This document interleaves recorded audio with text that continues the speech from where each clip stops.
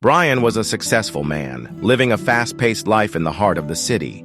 His career consumed him, leaving little time for anything else. Calls from his parents became an afterthought, always ignored, always postponed. Years passed. His parents continued to call, leaving voicemails filled with warmth and longing, but Brian never had time to answer.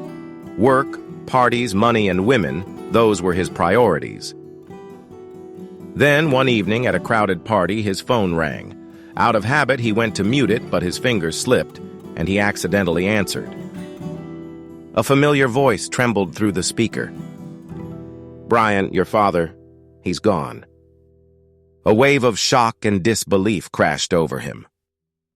His father, dead?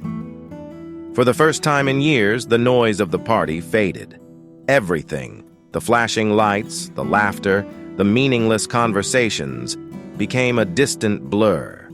Regret stabbed at his heart. The next morning, Brian boarded the first flight home. The journey felt endless. He stared out the window, his mind replaying every call he had ignored, every moment he had missed. When he finally arrived, he stood at the doorstep of his childhood home. A deep breath, then another. He opened the door. A familiar smell greeted him instantly. His mother was cooking. The rich aroma of home-cooked food wrapped around him like a warm embrace. For a brief moment, a smile flickered across his lips. Memories flooded back, his father's laughter, his mother's gentle hands, the warmth of family. But then the weight of sorrow returned.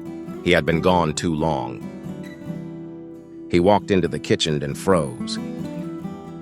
His father was there. Not in a picture, not in a memory, but standing right in front of him, alive.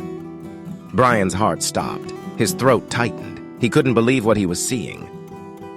"Dad," he stammered.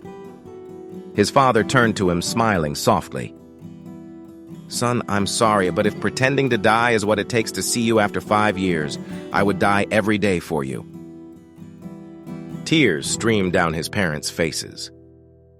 At that moment, Brian understood everything. The calls, the waiting, the pain of being forgotten.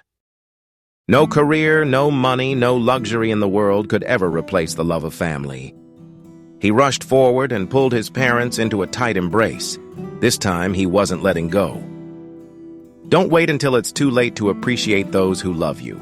Time is the most precious gift you can give.